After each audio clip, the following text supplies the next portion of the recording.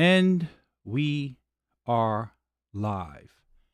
Good evening, everyone. Tonight, we will be discussing the Great Disconnect, not the Great Recession, not the Great Depression, but the Great Disconnect. I have a Bloomberg subscription, so I received this article, this magazine, and this was on the front page, and I began to read the article, and it basically highlighted a lot of the things that I have been discussing on this channel. How here we are, we have the Fed. The Fed is printing trillions upon trillions of dollars, and the stock market has rebounded, where now we have the S&P and the Dow has basically rallied 40% off of the lows since the pandemic hit, and the Nasdaq is up 11% for the year. Yet we have over 40 million people unemployed. Unemployment is currently sitting at about over 13%. And we have certain states that have begun to start opening up. And Florida and Texas, they are starting to see a spike in COVID cases, which is basically going to lead to another shutdown. And when you look at all of the businesses, the Fortune 500 companies, all of these different businesses, they have been shut down for 4 months now. So that tells you that these companies aren't earning any money. So we live in this upside down world. And if you watch the show Stranger Things, you're saying to yourself, we have civil unrest, protests, greatest levels of inequality. And yet these companies, these businesses are rallying. Yet the whole purpose of a company is to earn profit. And if they're shut down, they can't be earning a profit. So we really have this great disconnect. And this is why I like the title and the headline, The Great Disconnect, because it goes to show you that we live in an alternate reality right now. Like up is down and down is up. But if you go back to my videos that I did when this whole pandemic thing first really started to take off and start trending, I consistently kept telling you guys that there will be difficulty mixed with opportunity. And if you time things the right way, if you plan for things the right way, you will find opportunity. One of the worst things that you could ever do, and this is one of the biggest mistakes that I made back in 2008, is that I was too pessimistic. I started really falling into that rabbit hole of all of these conspiracy theories and that the world is going to end. And here we are. If you put money in a crypto market, you easily made 100% on your money.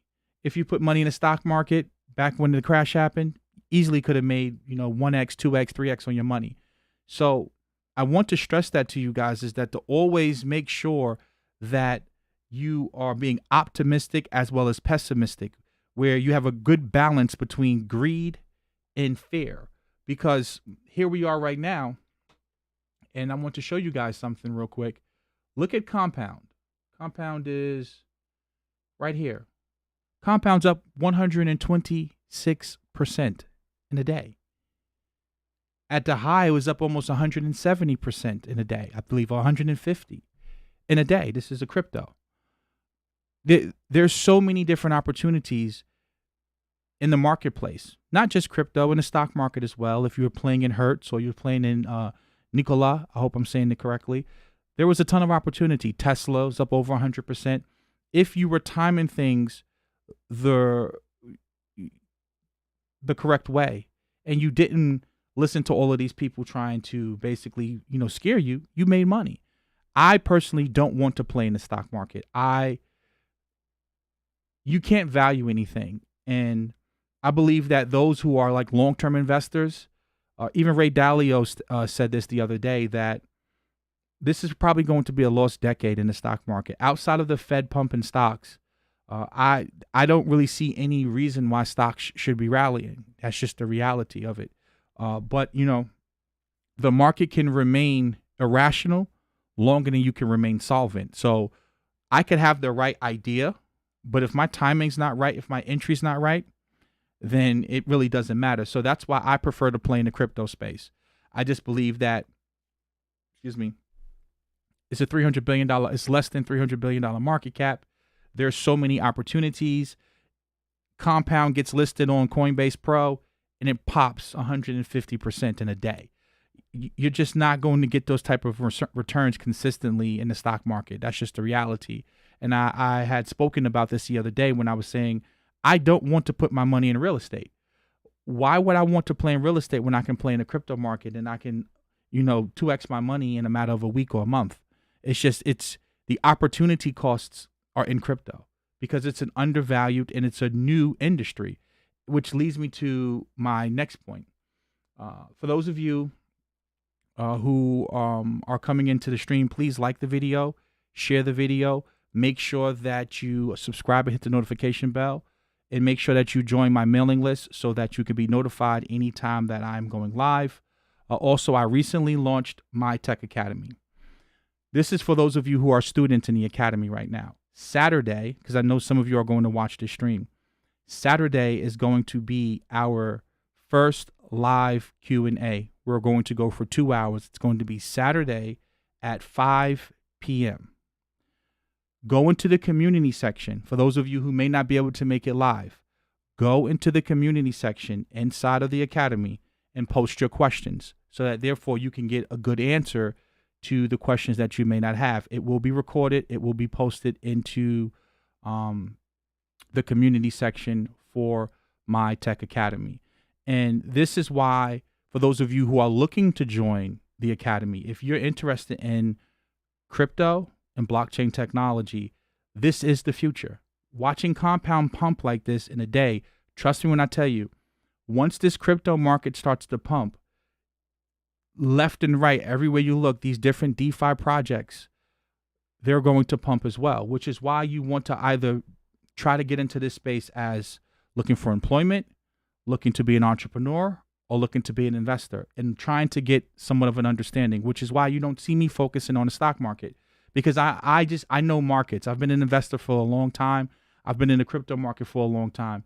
You can literally wake up in a day and you can be up 300, 400% in a different crypto project. And in the academy right now, we're mainly focusing on Bitcoin because many of you are new and you don't really understand what a blockchain is, what hash functions are, and how they work. So that's what we're going to focus on, giving you the fundamentals of basically what is a blockchain, what is blockchain technology, what is a cryptocurrency. And then once you get that foundation, we're really going to start ramping up where we're going to get into Ethereum and mainly focusing on DeFi, because in this next bull run, when you look at Aave, like you look at these different DeFi projects, the market caps are so small, and all of that money that's sitting over here in Wall Street, it's going to come to the crypto space. So it's just a matter of time. So we have a free 7-day trial. Please take the trial. Doesn't cost you anything. If you don't like it or you think that it's not worth your time, you can cancel it at any moment. And also, those of you who are in the academy, I like critical feedback. So please be as brutally honest as you possibly can. Tell me what you do like, what you don't like, and I'll definitely post that stuff in the community section. So Saturday will be our first live Q&A. And with that being said, if you can see me and hear me nice and clear, please make sure that you type 1. And we'll get started.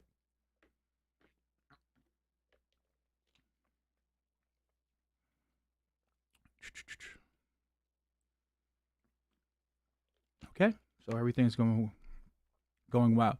So yeah, as I said, I believe that this decade will be recognized and coined the Great Disconnect. And I really like this headline in this front page of this magazine because we went through our roaring 20s.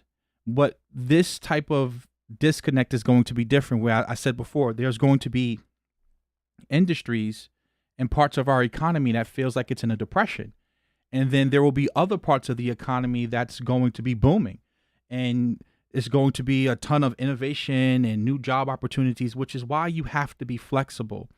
And you have to make sure that you are positioning yourself and focusing on getting new skills and trying to adapt and not falling down that rabbit hole and allowing people to, make you scared and make you afraid. So let's get into this article a little bit and then I'm going to give you my thoughts. Give me 1 second. Let's zoom in. So it says, I'm only going to read the first 3 paragraphs. Not going to read the entire article. It says Americans are applying for jobless benefits by the millions. The economy is in recession, and cities across the United States have seen some of the largest protests in decades in response to police violence. COVID-19 deaths have topped 110,000, and the virus is still very much with us, not only in the United States but across the world. And still, as of June 10th, the S&P 500 was up almost 43% from its March low. Since the bottom, stocks around the world have recovered more than $20 trillion in value, and the tech-heavy Nasdaq has risen more than 11% in 2020. Wall Street strategists who are flabbergasted, as the journalists have found with vivid hindsight, the obvious explanations in the numbers. They've pointed to a surprise uptick in jobs, interest rates plunging, cheap valuations on certain kinds of stocks, and short sellers being forced to buy shares as they scramble to cover their too pessimistic bets. Notice that the Nasdaq is up 11%. And this is why in my Tech Academy, we have for founding members, we're going to be focusing on JavaScript and deploying smart contracts on the Ethereum blockchain utilizing Solidity, because that's where all of the money is going to be focused at, is in tech. You're seeing so much innovation happening in technology. And this is why I keep stressing to you guys, seriously, get into tech, get into coding, get into the blockchain technology. Like really, seriously, even if it's not through my Tech Academy, go do free coding tutorials on YouTube with Programming with Mosh. Get involved in tech. There are a ton of opportunities there. That's where the wealth transfers will be. And you can see it reflect in the stock prices, and you also could just see it in the salaries. Like that's where the job opportunities will be. And then think about working from home. The economy has fundamentally shifted. A lot of jobs and businesses and industries, they're not coming back. We see so many industries right now filing bankruptcies. We're going to see record bankruptcies this year, as I predicted. Most jobs are going to shift. Like companies see, we can hire people remotely and have them work from home. That's going to be the future of the economy, because as of right now, we don't have a vaccine. And you know me, I'm not taking a vaccine. Not a vaccine that just recently was made. So most people are going to feel comfortable working from home. Twitter announced, and a lot of other tech companies who basically said their employees can work from home indefinitely. So just understand that this will be with us for a while. And it says jobless rate will remain elevated in 2020, says Fed's Kaplan. Although the U.S. employment will increase in the coming months, the jobless rate will remain elevated through the end of the year, said Robert Kaplan, president of the Federal Reserve Bank of Dallas. We're on our way down right now, Kaplan said Sunday in an interview on CBS's Face the Nation. We're going to get positive job growth June, July, and from here. Even with that growth, we're going to end the year with an elevated unemployment rate. So this is going to be structural unemployment that is going to last for a very, very long time. Kaplan said the rate would end the year at 8% or more. The jobless rate fell to 13.3% in May, surprising the economists who had widely expected it to keep rising as effects of the coronavirus prompted shutdowns continued to ripple through the labor market. And this is something key. It says, economics of inequality. Unemployment was expected to fall to 9.3% in the last 3 months of the year, according to the median projection of quarterly Fed forecasts released June 10th. Kaplan said in May that the unemployment rate could hit a peak of 20% in 2020. While the pandemic hitting the black community hard, the central bank has expressed concerns about the unequal nature of the current economic crisis. Although white unemployment fell in May, along with the overall rate, the jobless level of black Americans rose 16.8%. Now, again, I'm not here to race bait. You know me, I don't play that. But just understand, our unemployment rate for black people is actually trending up, while for white people it's falling. And that's just because many of us, we work in certain sectors and jobs, a lot of us in retail, and retail is basically being decimated. And if you just follow the trend, it's not complicated here. This is not some deep intellectual insight. You don't have to have a PhD. Amazon and e-commerce is going to dominate the retail space going forward. So a lot of those jobs in the retail sector, they're just not going to be there. So again, this is why I keep stressing to you guys, you have to be able to adapt. No matter what you may think about racism and white supremacy and all those different things, you are entitled to think those things if you want to and believe them, however in depth and deep you want to go down that rabbit hole. But if you have a family, I'm telling you, you need to be focused on trying to get into the tech space. And there is a ton of opportunities and even free code camps that you can join, free courses on Udemy. I know that Node.js is running a program right now that you can go and find. You need to be focusing on trying to get into the tech space. And Miyamoto said, that is so true. I tell a group of black women to get into STEM. I'm telling you, there will be a ton of opportunities. And with this whole, a lot of this is pandering, right? Let's be honest with this whole George Floyd thing. So you see a lot of companies coming out and basically saying like, oh, they stand with Black Lives Matter and all that. There will be money that's going to be flowing towards quote unquote black people. And as I come across these projects and stuff, I will definitely point you in the right direction. As I said before, if you go to Node.js, they're trying to put together a collaboration with the black community. There will be a lot of resources, a lot of grants, a lot of money that is going to be flowing this way. Whatever you may believe, listen, take advantage of it. I told you guys about Udemy, where they were saying that if you were laid off because of the pandemic, they were basically giving out free courses. Guys, there is opportunity in tech. Go and get it. And that's what we're going to be focusing on in My Tech Academy. And then Ray Dalio basically said that he believes that this is going to be a lost decade for stocks. And I believe that as well, because we know that the Fed is the only one buying these stocks. The Fed is buying corporate debt, buying junk bonds, creating where's the article at? They said that they have 9 different lending facilities. I believe I missed it. Where's it at? Right here. They had it in here somewhere. Yeah, here we go right here. It says, U.S. central banks held interest rates near zero at a policy meeting last week and signaled they expect to keep them there through 2022. Think about that. We're in 2020. They're expecting to keep interest rates near zero through 2022, an effort to help the economy recover from the steepest downturn since the Great Depression. The Fed has announced 9 emergency lending programs to keep credit flowing during the pandemic, and Congress has approved about $3 trillion in aid. And most of this aid has went to basically a bunch of companies, to be quite honest with you, that should be bankrupt, right? That's what we have bankruptcy for. And most of that aid should have went to the people. I believe about like only $600 billion actually went to the people. Don't quote me on that, but I believe it's somewhere around that number. Like really think about that. Income inequality was already wide as it could begin. We have the widest level and the highest levels of income inequality in modern history. And yet trillions of dollars, literally over $1 trillion+ every month is going to Wall Street. Think about that. Like you have to really think about where we are as a country and as a society. And this ties back into about the protesting. As I said to you guys, like this is why people are protesting, because it's just not fair, right? This is the great disconnect. Like literally the Nasdaq is up 11% for the year. And businesses were shut down. Like that, when you think about that, like it's the craziest thing I've ever seen before. And I like this article here, and I'll put this in the chat for you guys to go and read. But it says, we will be living with the coronavirus pandemic well into 2021, because I personally don't believe that we're going to have a vaccine anytime soon.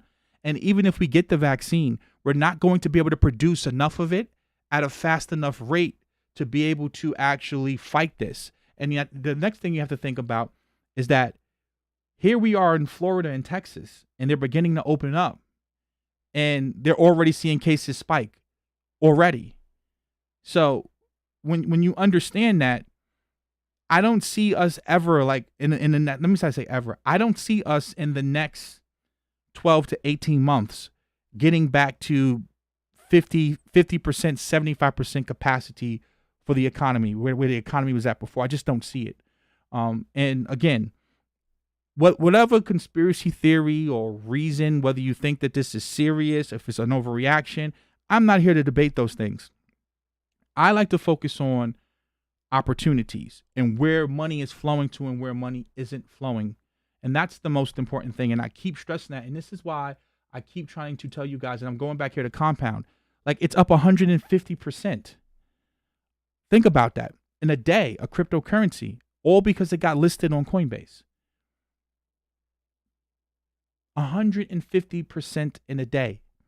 The DeFi space, decentralized finance, whatever, if you think it's about double spending, if you want to call it a shit coin, whatever you want to do, because I know some of you Bitcoin maximalists are like that, there will be an opportunity of a lifetime in crypto. This is our stock. This is our .com bubble 2.0. Find a few projects that you like, whether it's 0x, whether it's Tezos, Neo, Ethereum, whatever it is. Find a few of them that you like, especially these mid caps, small caps. Those are gambling, the small caps. But these mid caps, you can make some really, really good money on it. As I said before, when you look at Atom, I own Atom, VeChain, there's a ton of good cryptocurrency projects out here, good projects with good developers working on it, a lot of commits, a good community. That's what you need to be looking for, like really trying to find good communities where good developers are at, and really focusing on the technology. Because what many of you keep missing is that this isn't just like a get rich quick scheme. I know some people promote it that way, but this is actually technology. Like, this is tech. And if you understand the technology, it will help you a lot better be able to decide and decipher between what's hype and what's legit. Like, when is someone really just trying to, make a quick buck versus technology that actually can work and really change something? And when you start really understanding the importance of decentralized finance, and as I said to you guys before, the beautiful thing is this article came out too. It says Donald Trump told Treasury Secretary, go after Bitcoin. So clearly, we're seeing that we're getting the attention of regulators, we're getting the attention of governments, and that's a good thing. Because if you understand the technology, they can't stop it. Like, the more you try to ban crypto, the more you're going to actually make it increase in value. And it's weird to say that, but just think about it. I told you, we live in this upside down. Conventional thinking would say to you, businesses are shut down, people are staying at home, stock market should crash. But instead, Nasdaq's up 11% and the Dow and the S&P's up 40% off its lows. It's the same thing in crypto. The more that they try to regulate it, the more that they try to ban it, the higher it's going to go, because it's going to bring more attention to it. And this goes back to a lot of you conspiracy theorists who believe somehow that the government created it. I think if you took more time and educated yourself on cryptography, you wouldn't make that asinine statement. And you would understand that, as I say time and time again on this channel, this is our last hope. If crypto isn't successful in a meaningful way, if we don't decentralize a lot of these industries, we're really going to have an Orwellian society. I mean, we already live in it, but just really imagine a Fed coin, or like some type of USD stable coin, where they can monitor and track everything that you do, because they're already doing it through your banking institution. But like, this is important. And when you see people out here protesting, I just did the article the other day about the Zebellion, when they were talking about with Bitcoin how the Pentagon is wargaming. You're starting to see more and more of this stuff come out time and time again. And why are they doing this? Because the Fed is going to lose control eventually. You think China and, Turkey and all of these other different nations throughout the world, that they're just sitting back, Russia, and they're watching all of these different countries. They're just sitting back and they're watching us print trillions upon trillions of dollars. And the only reason why we can do this is because we are the reserve currency.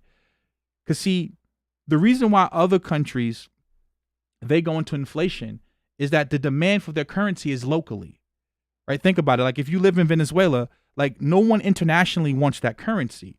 See, the dollar gets to play this game because people want that currency It's the world reserve currency. So a lot of countries, their debts are denominated in dollars. So there's an artificial demand for that. That's the only reason why. So that's why we don't create inflation, because there's outside demand for our currency besides just being here because of debt. But like other countries, they don't have that luxury. But you can see China's already looking for alternatives. You already see Russia looking for alternatives. That's why I laugh when I hear people come on here and say, oh, well, mining is centralized in China. That's just a function of cheap electricity. As the Bitcoin market matures more and more, you're going to start to see that begin to level out as well. Because as we keep going through these halvings where the block reward is being cut in half and it's not as profitable anymore, you're going to see a lot of people leave the mining space, which is why some people are talking about proof of stake.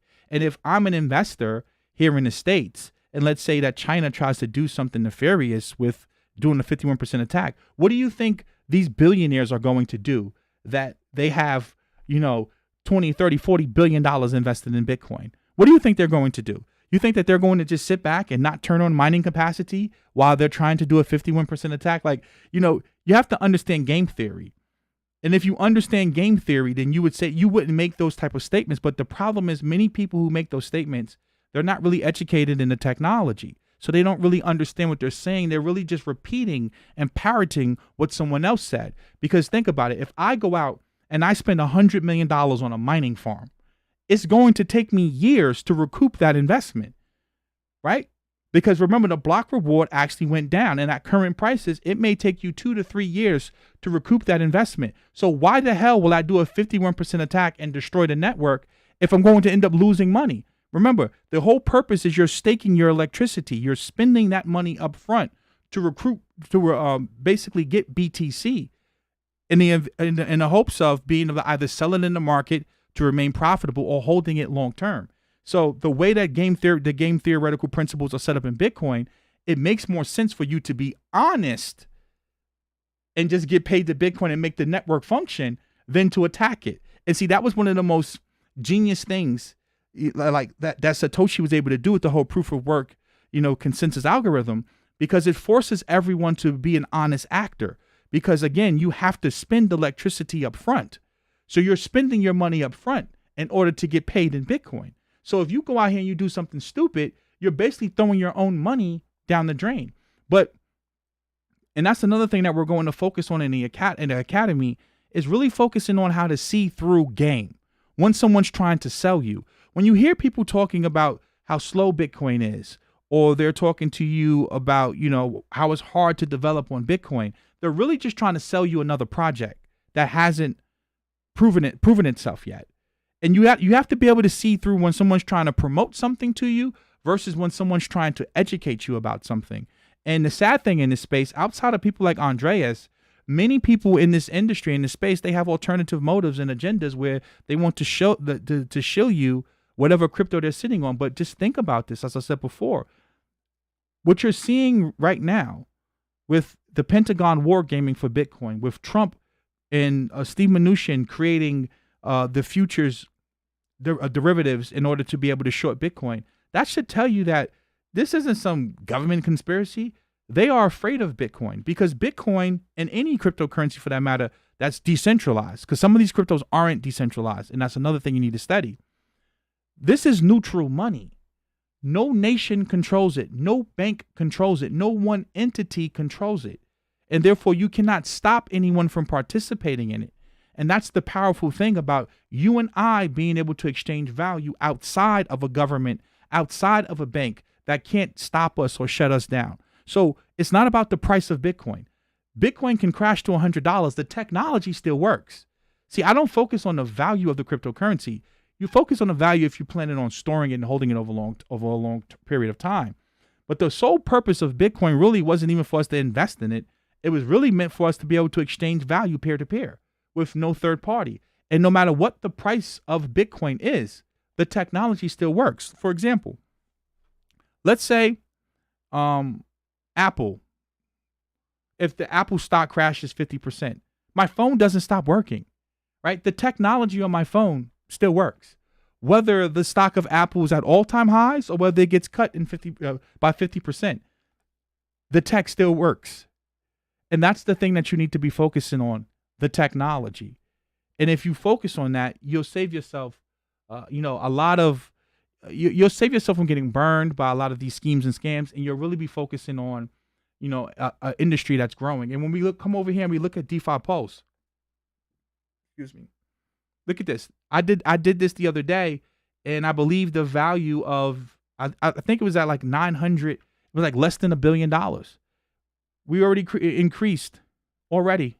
It's already increased, and it will continue to keep increasing.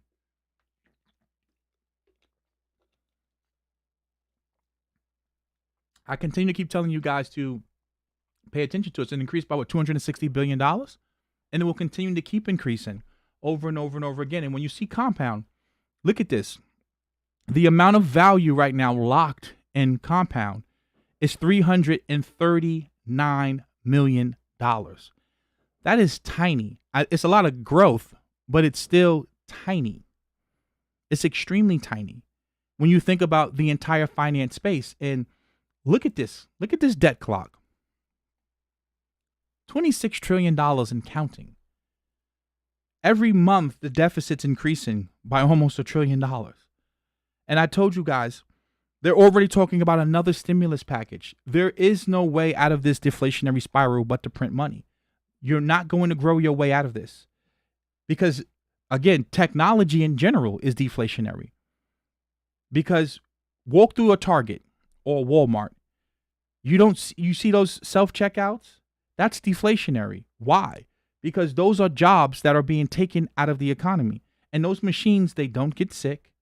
They don't need a pension plan. And they can work 24 hours a day, 7 days a week, and 365 days out the year. So when you combine the tech leaps that we're seeing with slave labor and cheap labor in countries like India and China, that's like you have a recipe for deflation.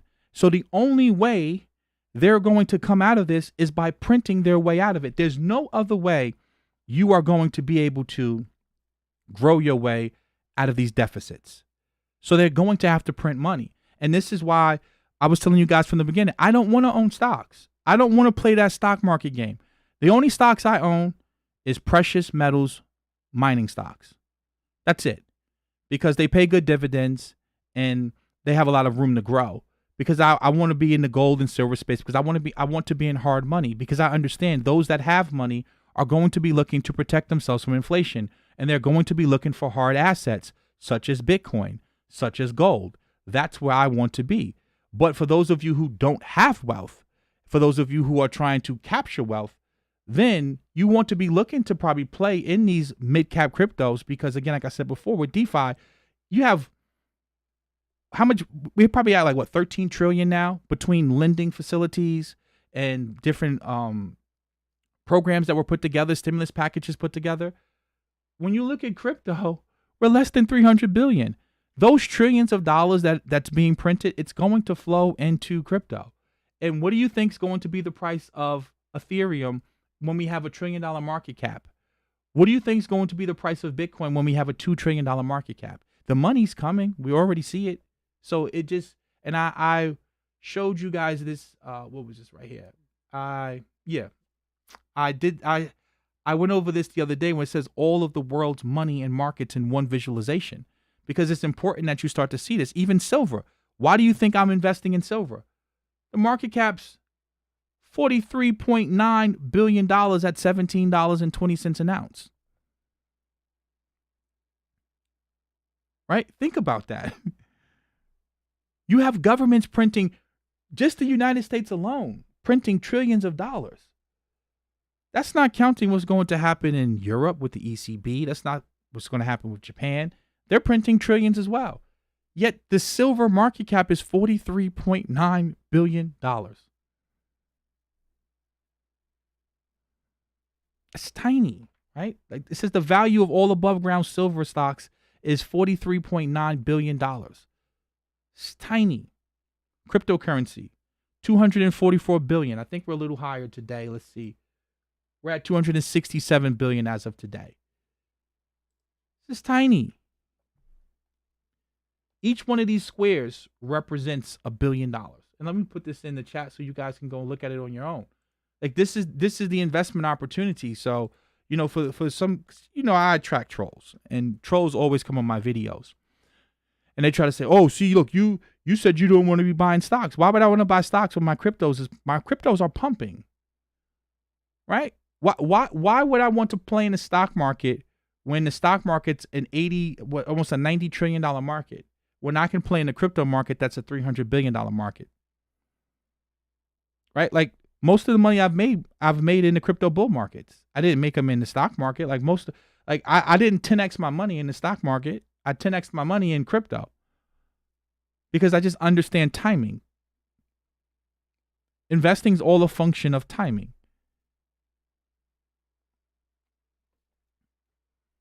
Military spending, budget deficits, right? We have a $3.8 trillion deficit. What do you think is going to be the price of these different crypto assets when we hit 3.8 trillion in the crypto market? What do you think is going to be the price of Augur when it's worth 500 million or a billion? Right? You have to start thinking about that. The price of Aeon when we hit what? 200, 300 million dollars. Coins and banknotes, 6.6 trillion. 7 trillion sitting on the Fed's balance sheet. And the Fed's never going to be able to unwind this. They're just not. Thank you for the donation, Darius Harper. I appreciate it. The billionaires. Bezos, Gates, and Arnault is worth more than the entire crypto space. Do you realize that these three men right here, Bezos, Gates, and Arnault, I hope I'm saying his name correctly, or Zuckerberg, I'll just skip to that. They're worth more than the entire crypto market cap. This market cap is the entire crypto space combined.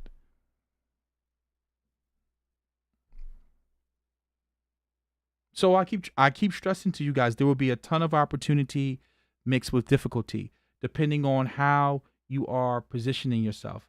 And this is why you need to be positioning yourself the right way, because we have compound pumping. And it says, is this the article I wanted to read? Yeah. It says Coinbase to list Compound's governance token. So let's pull this up.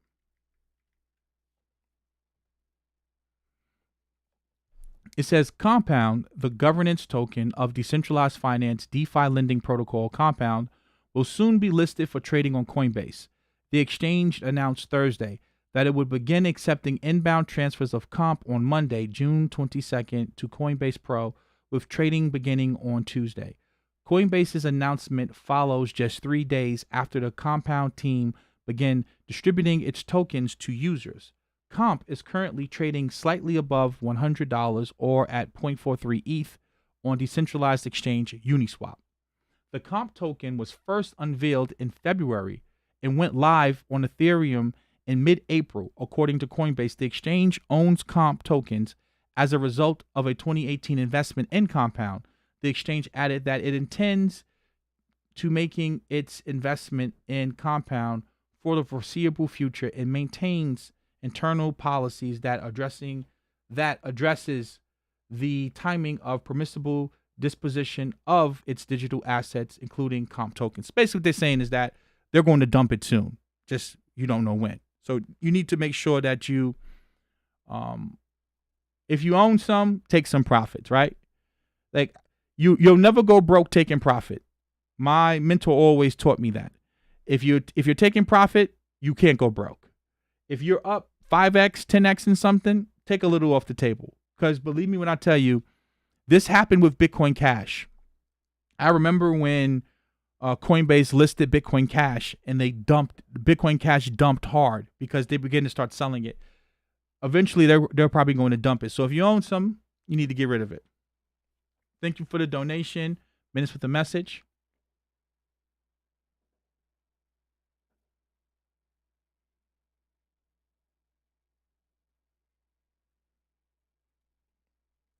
So, and right here, you can come here and you can see like all of the different DeFi projects. I'll post this in here. You can go look at a lot of these different DeFi projects that they have. Different lending protocols that they have. And basically what Compound is trying to do is it's allowing people that hold ETH is creating that bridge where you can basically lend that money to people who are working on other projects or who are doing trading, margin trading, whatever the case may be, and you can earn some really good interest rates on that ETH that you can basically allow them to utilize and collateralize.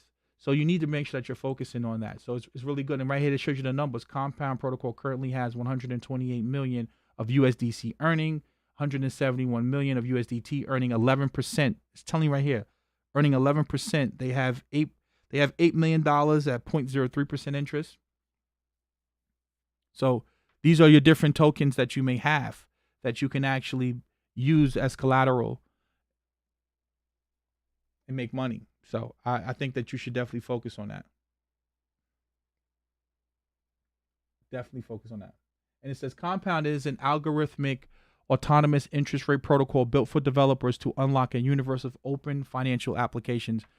DeFi is it. There's so much innovation happening in DeFi. When I tell you, like, I can't even keep up. Seriously. There's so much happening, and this is why there's so much opportunity, and you can really focus on one corner of DeFi and just master it. Seriously, focus on one aspect of it and then go master it. There's just so much opportunity because it's an untapped market. Everyone's focusing on real estate and stocks, traditional industries. No one's really focused on growing industries where the actual money's wealth is going to be transferring. And Smackin just posted in the chat. He said, I remember Coinbase wouldn't let us touch BCH for months after the fork on August 1st, 2017. Yeah, and they dumped it on you. Darren Blake says, in the course, are you going to teach us how to evaluate coins to see if they're good to get into? Well, I'm not necessarily going to do that per se, but now that you said that, I should do that. So I will definitely focus on that. I think that would be good too, how to analyze a project. But just from the basic skills that I give you with just understanding the technology, the basics, you'll be able to really make a quick assessment as to what's a good investment and what isn't as far as the technology is concerned. But I'm glad you said that because you just gave me an idea of some new content that I can definitely make sure that I focus on in the course, like really being able to evaluate the marketing, the branding, stuff like that on a deeper level. I think that that's a good idea to go over that.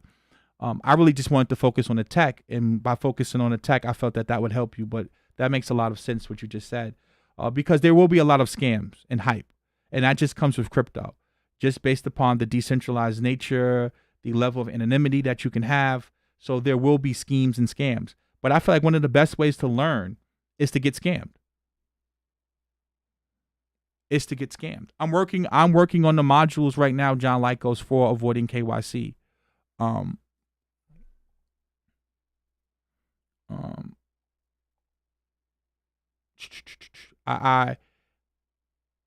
Here's what I would say about KYC.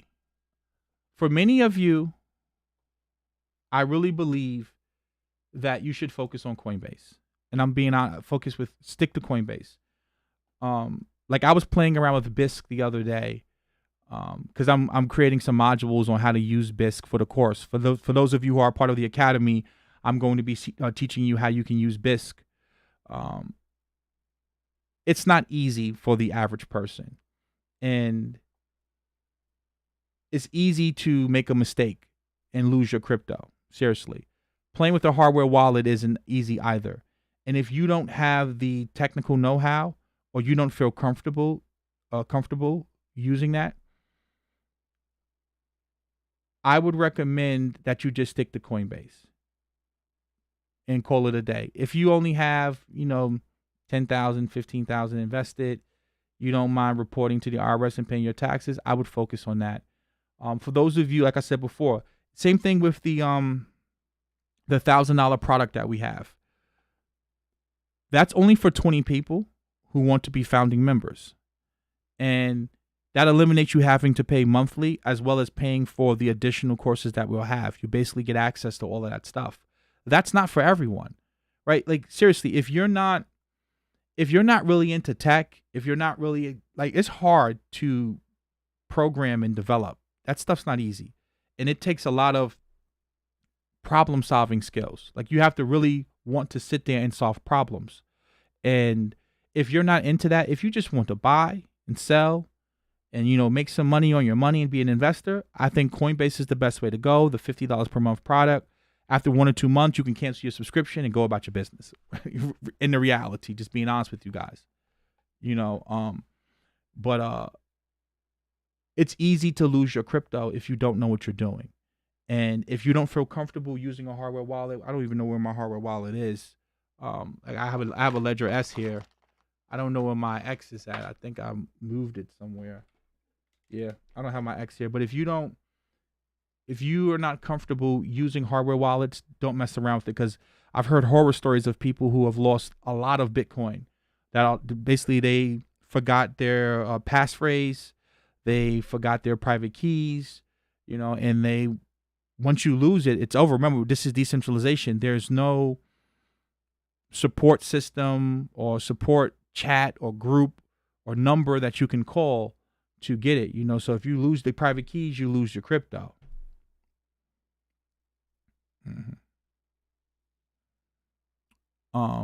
No, Joe Ryan Mikavong, the $50 per month gives you access to all introductory level courses. So again, like the Bitcoin course, that's for the $50 per month membership. For the Ethereum, basically the Ethereum course, teaching you about privacy coins like Monero, Dash, some other. I forgot the other coin that I was covering. Then we get into like some basic cryptography stuff. We'll do some basic programming. All of that stuff comes with the $50 per month. Like I said before, the coding boot camps, getting into Solidity, getting into Java, that stuff's going to be those are going to be premium courses, because at the end of the day, I was a part of a coding boot camp that cost me well over 10 grand, right? Like coding boot camps are expensive. And going through that coding boot camp, it was hard. It was not easy. And I don't think that this is something that you should be trying to offer to everyone. There's a ton of free tutorials on YouTube. If you want to learn Java, Python, C, C++, I told you guys about Mosh. I'll share the link right now if that's the route you want to go.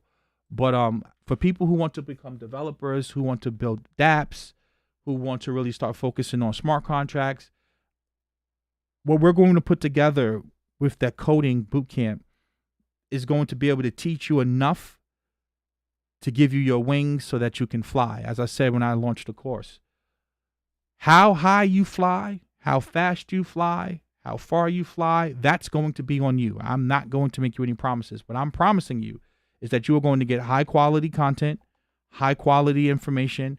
A lot of the information that we're going to go into, especially about Solidity, you can't find that on the internet. Java, there's a lot of information you can find about Java, but when we get into Solidity, you're not going to be able to find this information for free on the internet. I can promise you that when we get into Solidity. And it's hard. It's not easy. So I'm not going to offer this to everyone because everyone's not really interested in that. And again, I spent a lot of money on this information, so I'm not going to just give it away for $50. Like, there's just no way I'm going to do that. I spent a lot of money on learning this type of information. So give me 1 second, though. I like to give you guys free information. So let's find Mosh. So that for those of you who just, you don't have any money and you're interested in learning how to program, Mosh, he teaches you the basics. I'll plug his channel right here. Give me 1 second. Because you know me, I believe in free 99. So if I can help you guys find some free information, I will definitely do that for you guys. I'm not here to nickel and dime you if you don't have money, because again, like I said before, I don't want to try to promote this as it being some opportunity for poor people. I'm not a poverty pimp. So I'll never sit up here and tell you that you're going to take this course and you're just going to get a job, or I'm going to make you rich, or you're going to buy this cryptocurrency and get rich. Like, there's risk in everything. This is for people who want to get their hustle on. If you want to get your hustle on, this is going to be for you. So let's see what's going on in the chat. Someone said they lost many passphrases. Joe Ryan Mekavong or Vog. Are you set firm on 20 for the premium membership, or will you expand it at any point in the future? No, it's only this is only going to be for founding members. Like I said before, this is the reason why I set it up this way is like this. We have to see if there's demand, right? Like as an entrepreneur, right? I have to see, do people even want this? The good thing is a lot of you are signing up for the $50 per month membership, which is good. And I want feedback from that. I want you to go through the course. Most of the courses are already recorded. I want you to go through the course that we have in there now. I want you to find out what you like, what you don't like, what I can improve on as an instructor, so that I can then go back and fine tune and improve as an instructor to give you the best quality of product that I can give you. And then focus on showing you the value that you're getting from what I'm giving you for $50 per month. The $1,000 product that I put together, I'm literally going to cap that at 20 people, because in the future, if there's demand for these products and services, the prices for these coding boot camps are going to be way more than $1,000. As I said to you before, Solidity, there isn't a lot of information in people teaching about programming and developing smart contracts on top of Ethereum. Outside of the guy Gregory from DApp University, you're not going to come across a lot of people on the internet that actually know about decentralized applications or know about Solidity. You're just not. So I paid a lot of money to go through that boot camp with to learn about Solidity. So I'm not going to just be selling that for $1,000. I'm just not. Like, seriously, this serious stuff. But if you guys aren't interested, then it doesn't make any sense. As I said before, I'm just going to refund the people, because it doesn't make sense it's going to take me hours out of my day to put together the content. It's not easy. It's not easy to put together a course. It's not easy to script out all of this stuff. And that's just for Bitcoin, Ethereum, basic stuff. Like when you start getting into programming and developing, that stuff takes a lot of time. So if there isn't any demand, I'm just going to refund everybody back their money and go about my business. But if there's demand, the coding bootcamp alone, just for these languages, may be over $1,000 a piece. So it's a good deal, locking yourself in. Lifetime membership, you get access to every single course that I will ever release inside of the Academy. Introductory level courses and premium level courses. You get access to that for life. You don't ever have to pay $50 per month. You get access to all of that stuff. So, and there will be a ton of different bonuses and stuff that I'm going to include in that in the future. Again, right now we're seeing, is there demand for what we have to offer, and seeing if you even like it. But I'm set at 20 with the lifetime membership. I'm set with 20. After 20 people, I'm not, because I'll lose money. Oh, the demand is definitely there. We're almost at 20 as we speak, Joe Ryan. Like, the demand is definitely there. We're almost at 20. So that's a good thing.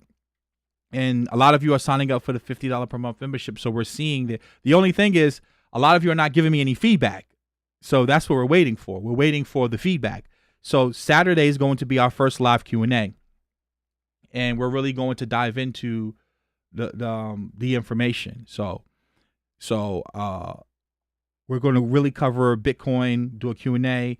I want critical feedback. That's why I said in the community tab inside of the course, for those of you who joined the Academy and you can't make it on Saturday, leave your questions there so that I can address and answer your questions.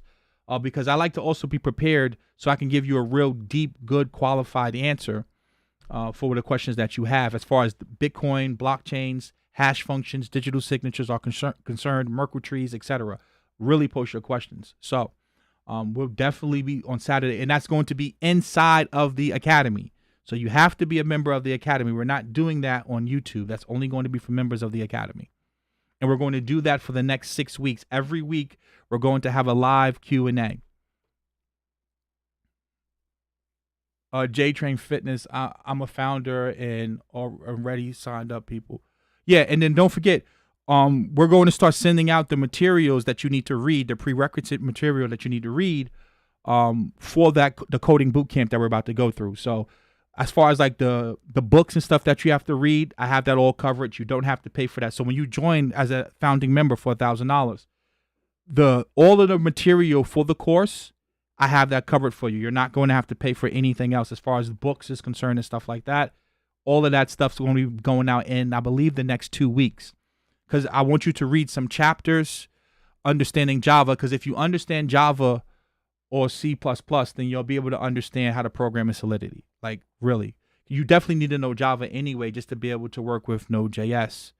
Because the way that Ethereum works is that there's certain parts that aren't in, or like are, especially like the front end stuff. They really deal a lot with Java. So if you can understand the programming language Java, then you'll understand Solidity easily. It won't be a problem. So that's why we're focusing on Java first, and then getting over to Solidity.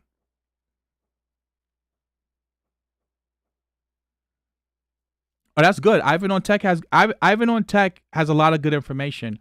Armando, uh, I said, yeah, Armando. The thing with Ivan on Tech, and again, this is no hate, because I know some of you are going to say that I'm hating on him. What a lot of if you go through Ivan on Tech's courses, and again, I'm not.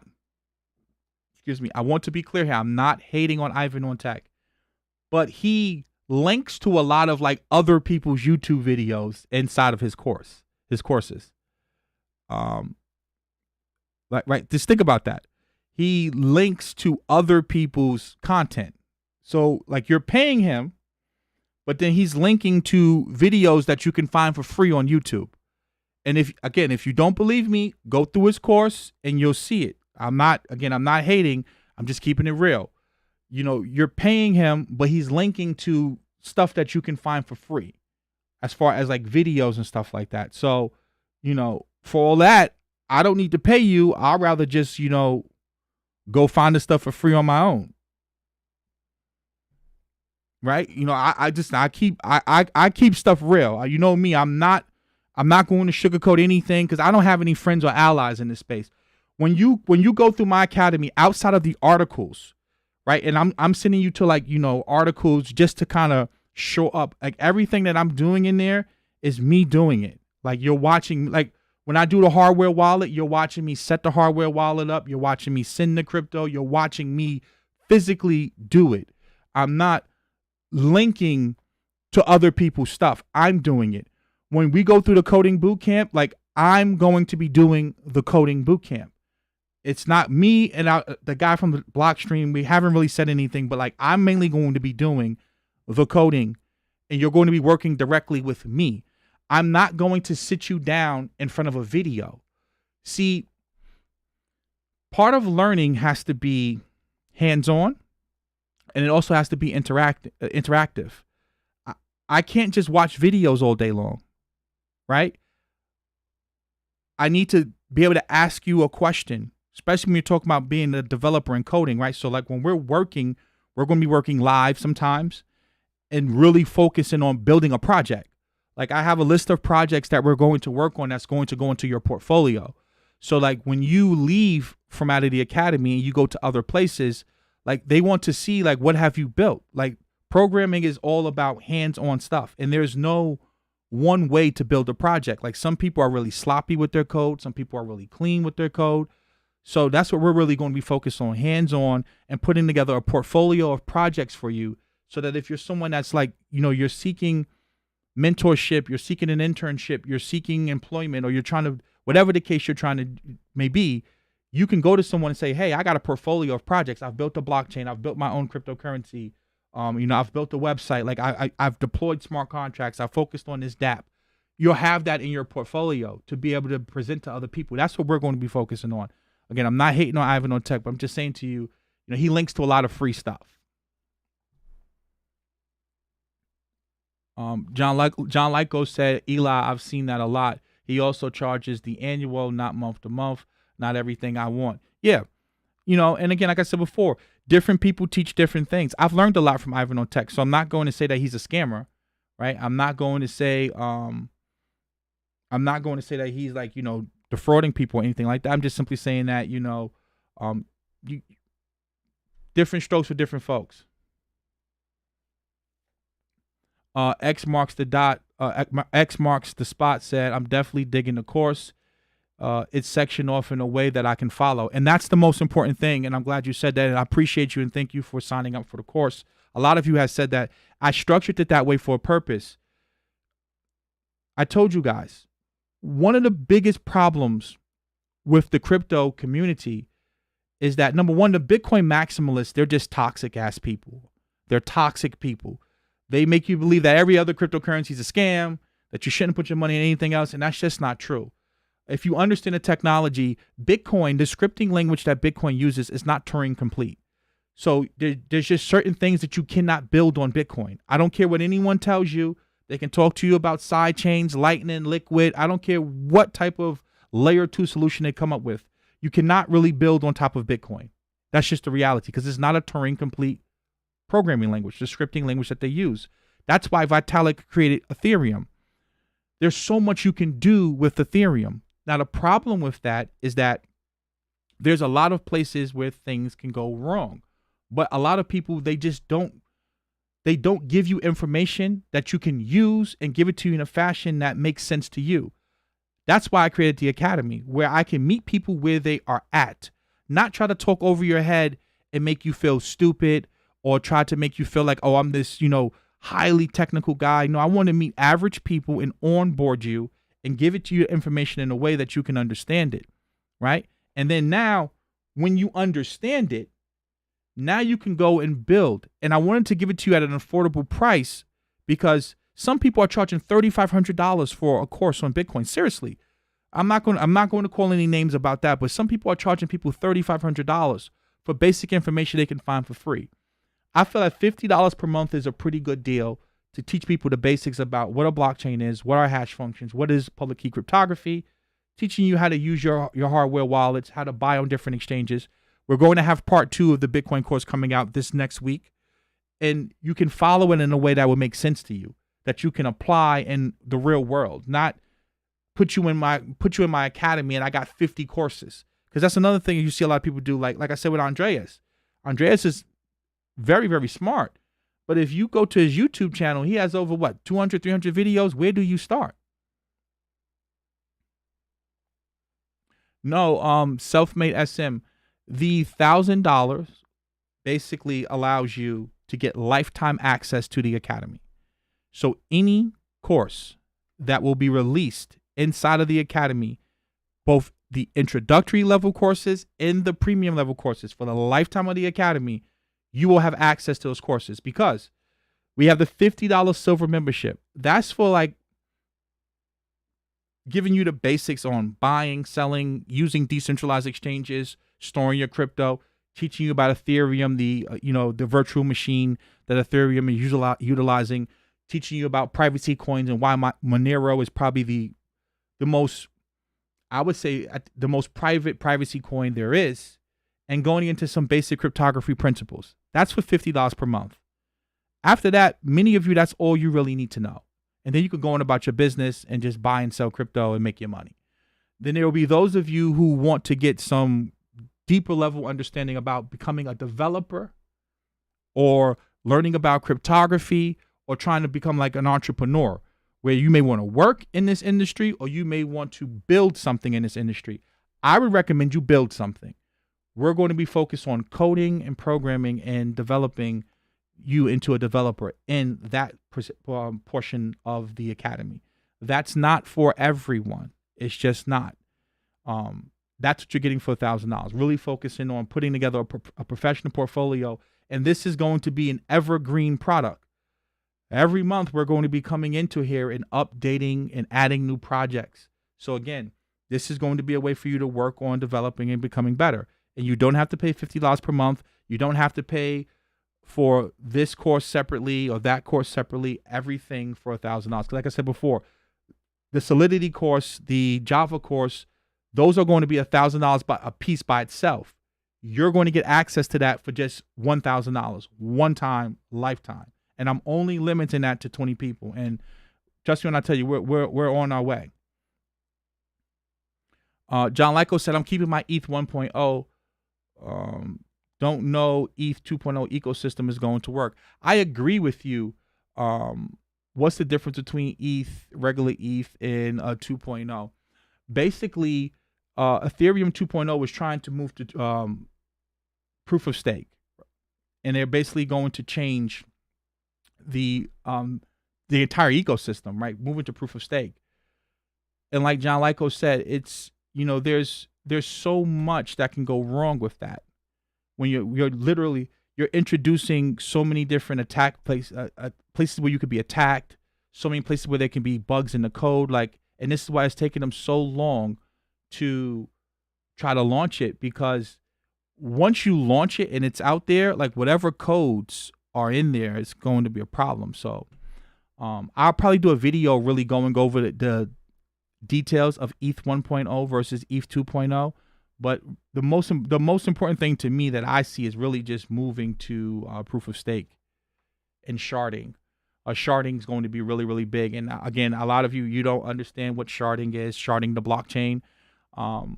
And I'm not going to sit up here and try to explain it to you right now because it's very technical and you wouldn't understand it anyway. But moving to sharding and the whole proof of stake thing is going to be big for Ethereum. Yes, the crypto wonder. I told you I went through a coding boot camp. So I have a whole portfolio that I put together.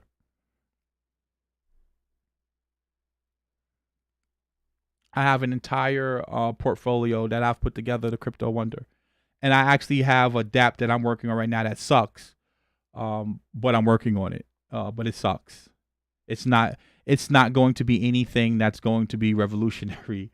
But it's something that's it's like how people go to the gym to lift weights to challenge themselves. Yeah.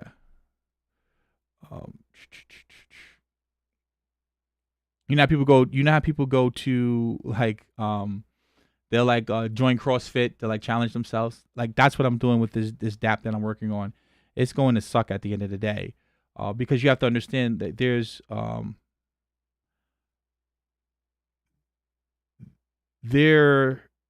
think about it, right? So I've been playing with code for, let's say I've been playing with different programming languages. I'll say probably 6 years, 7 years, just playing with code. I'll pick up this language and drop it. I understand the fundamentals of different languages. They utilize different things. If you're going into AI, you're going to play with Python. If you're into data science, you're going to play with Python. If you're into web development, you're going to play around with JavaScript, right? Different languages have different use cases. Programming is not hard. Once you learn one language, you'll be able to pick up any other language, right? It's not really hard, right? Especially languages like Java. Java is very easy to pick up. It's basically speaking regular English and giving your computer instructions. It's not hard to learn Java. I'm not really going to be focused on saying that I'm the best teacher. Trust me when I tell you, Mosh. Mosh is a better programmer than me. Mosh is a better web developer than I ever could be. My job is to onboard you, right? Right. That's my job. My job is solely to onboard you, to get you in the pipeline, to get you in the ecosystem. Once I onboard you and I give you the basic skills, think about it. We're building a house. Perfect analogy. When you join my tech academy, we're building a house. We're putting down the foundation. What you build on top of that house is going to be up to you. I cannot dictate what's built on that house. I'm going to give you the skills to build the foundation. And then you're going to go out here and seek other avenues. That's the whole purpose. I'm going to be able to point you in directions to get your problem solved and be that bridge. That's what I'm going to do. And for $1,000, I'm telling you, that's extremely, extremely cheap. When I tell you, again, I've paid thousands of dollars. I just told you I paid over 10 grand for one coding boot camp. I'm telling you, I've spent a lot of money to learn the stuff that I know. So, and I've wasted money on, I wouldn't say scams. I would say I wasted money on information that wasn't really beneficial to me. we're going to cut out all of the, oh, this is a variable. And then we're going to teach you how to assign value to the variable. And then we're going to do a while loop. And then we're going to show you how to do a for loop. And then after that, we're going to teach you this is a Boolean. And then we're going to show you to set it to true or false. You can find that stuff all over YouTube. We're going to get into that stuff at the beginning. But then we're going to go from, okay, this is a Boolean, this is a for loop, this is a while loop, right? How to go call objects, but then how do you use it? Because see, this is one of the biggest problems with when you take these tutorials on YouTube. And again, like I said, I give you guys the real. I don't give you guys the game. You go through these tutorials, and like Mosh, he has a course for $10. He's teaching you the language, but he's not really teaching you how to use the language. And see, that's one of the biggest problems. I need to know how I can use the language. What can I build? And that's one of the biggest problems with a lot of these things on YouTube. Like they don't build anything. They just go through the basic syntax. Okay, well, I know the syntax. Cool. Most of the syntax for most languages are the same. Okay, I have to declare a variable. Okay, we got that. What's next now? How do I use this language to build something? And a lot of these people, they don't do anything that really teach you that. They just don't, right? So like I said, focusing on building projects, because the best way to get good at something is by building something. So again, we're going to focus on, okay, we're going to give you the basics. Okay, yeah, we got the basics. And then we're going to focus on, now we're going to go from the basics to let's go out here and build some stuff. And then we're going to put the stuff that we're building, we're going to put it into your portfolio, and then show you how you can basically put together a portfolio and market yourself. That's how you do things. You go from there. Again, I'm not an expert. I will never sit up here and try to tell you that I'm a better programmer than Ivan or Tech, or I'm a better programmer than Mosh. I think that I excel at explaining things. I think that I'm really good at explaining stuff. And I think that I'm really good at explaining stuff in a very simple fashion that most people can understand. Right? I think that that's what I'm good at. I think that my skill set is taking complex things and making them very simple for the average person to understand. And that's what I'm going to focus on doing. So, and like I said before, for the amount of money I've spent and the amount of what I'm teaching, I think that $1,000 is a pretty damn good deal. A pretty good deal. No, see, Joe Ryan, it's not. I wouldn't say that it's a game changer, because the dApps that I'm building, they're not like dApps that's like, going to be like, $100 million dApp or people going to invest in it. It's really just trying to understand the technology, right? Like the things that I'm working on. I think that that's more important, because I don't ever think that I'm going to build something great, because you need a team of people. The reality is, like, really, seriously, to build a really good project, you need a team of people, because you need a community. But what I'm hoping on doing is that bringing you guys, normal people, everyday people, into the crypto space, giving you the foundation, and then you go and build something great. I think that that's the reality of what's going to happen, because I don't put enough time into the developer side to really be like this great genius programmer. So I want to onboard you guys and then push you in that direction for those of you who want it, because I'm telling you, I speak to people in this industry and they tell me there's not a lot of people that know how to program and develop in Solidity. There just isn't. There's not a lot of people who know how to program on the Bitcoin scripting language. There just isn't a lot of people who are blockchain developers. So there's so much opportunity, so much money coming into this space, and not enough talent to fill a lot of these positions. And I talk to people every day, and they're just like, yeah, we hired this guy, we had to let him go because he couldn't pick it up. Like, there's a lot of opportunity. That's the reality. So I think, and I'm passionate about this space, because I'm about to give up day trading soon, and really just go full-time crypto 100%. Like, because as I said before, with day trading, you really only make your money 4 months out the year. Seriously, most of the time you're break even when you're day trading. Seriously, that's just the way the numbers work. work out and play. And it's funny because someone asked me this question. Let me take a sip of water. And they said, is investing like gambling, or is trading like gambling? And I would say all investing is gambling. When you're trading, you're playing the odds. See, there's a difference between professional investors, professional traders, and newbies or people who are just like flat out gambling. When you're trading, I know the profitability of my trading system. Right? I know my win rate. I know my losing rate. I know this.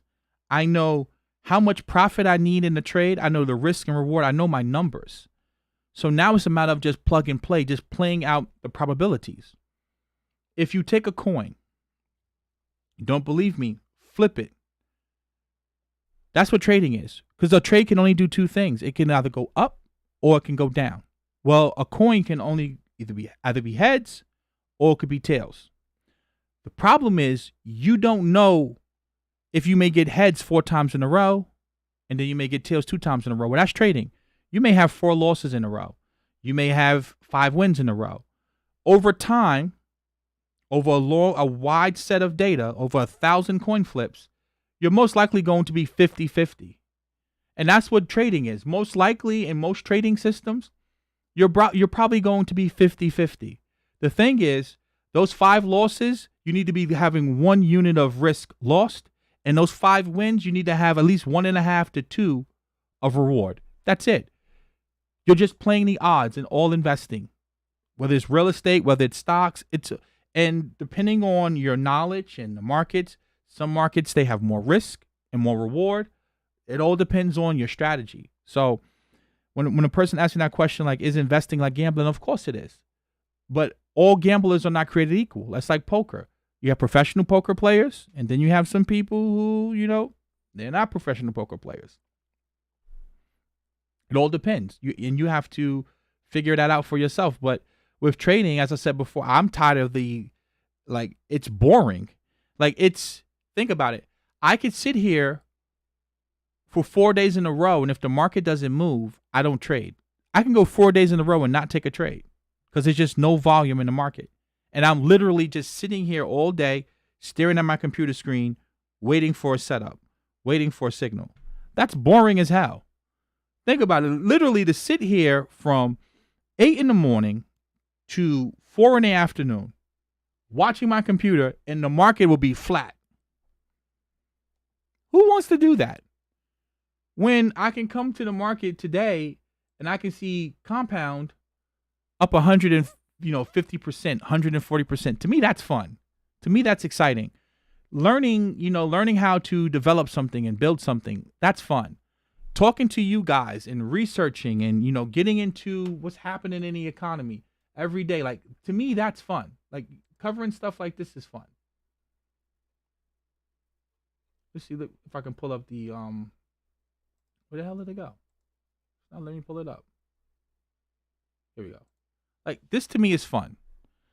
Sitting in front of my computer all day long and waiting for a trading setup, that's not fun. It sucks. It's boring. It's dull. And it's not something I want to do. I just don't like doing it. I enjoy this. Setting up my microphone, setting up my mixer, fixing my green screen, doing the lighting, building the course. That type of stuff is interactive. It's challenging yourself intellectually. To me, that's what I like to do. So I enjoy that. I don't enjoy trading. To me, it's just you're just sitting around all day. I don't like it. Good money, though. Don't get it twisted. Those 4 months out the year, you'll make some good money if you follow your rules. This year has been a really good year because we had a lot of volatility, but for the most part, it sucks.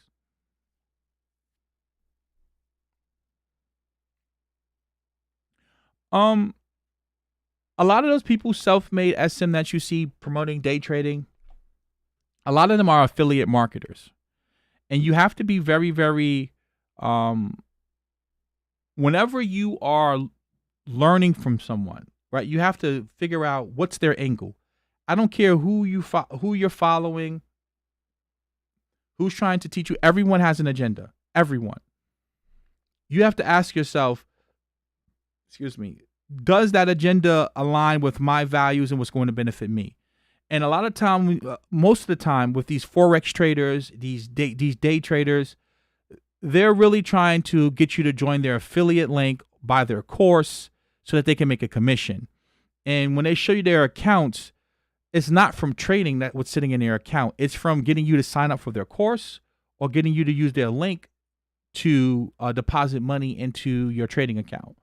So most of these traders, ask them to actually show you their monthly statements. See, if a person's a really good trader, they should be able to show you their account statements, and you should be able to see their trades. Because see, that, not a screenshot. I don't want to see a screenshot of the one trade that you made that was successful. I want to see your screenshot. I want to see a P&L for the month. Because if I could see 3 months of your P&L statements, then I know if you're a good trader or not. If you can make money for 3 months consistently, then I know if you're a good trader or not, right? If you could break even most of the times when you trade, then I know that you're a good trader. I know you understand risk and reward. You know, seeing a guy who made $20,000 in a month when the market rallied 40%, to me, that's not like,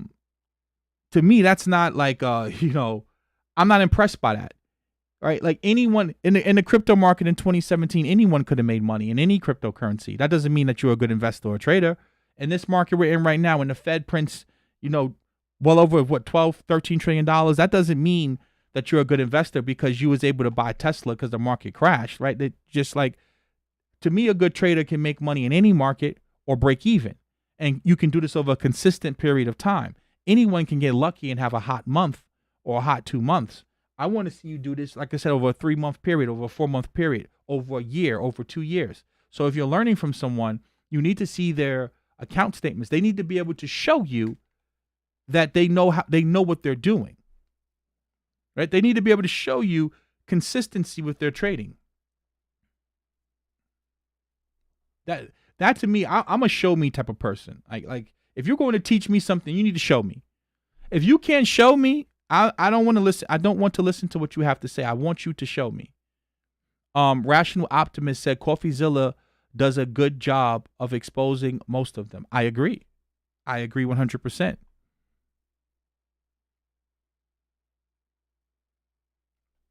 I agree with you 100%. I like CoffeeZilla. He exposed Brian Rose with that whole digital freedom platform. Like, why are you launching the digital freedom platform? Give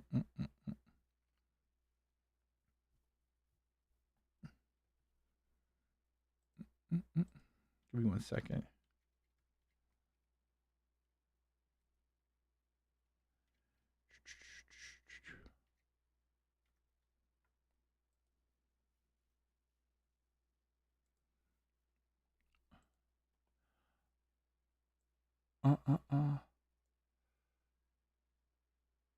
So, Courtney Gibson, I use this system right here. Sorry, this is custom. You have to pay for this. I get a lot of my information I get from this company right here.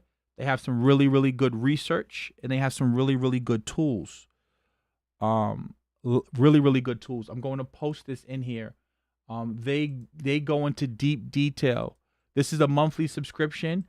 This is for people that are serious in crypto. So you can track things like UTXOs. How often have the UTXOs moved? You can see which wallets actually have big balances. See, think about it. If you look at an investment like Bitcoin, the first thing you need to understand is it's a public ledger. So you can see when money is moving from wallet to wallet.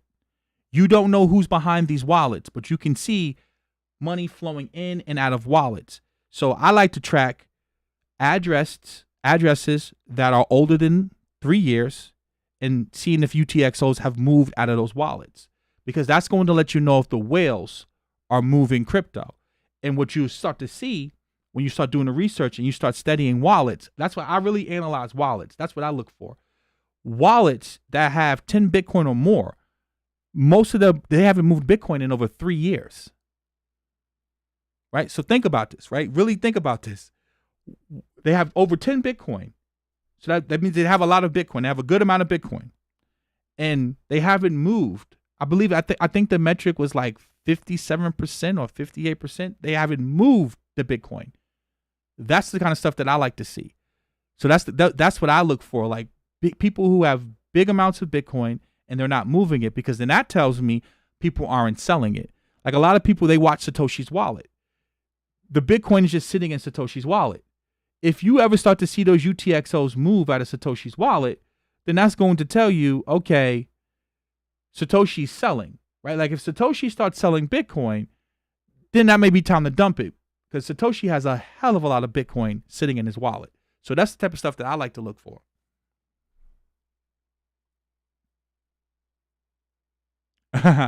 Ian Bellina's a joke.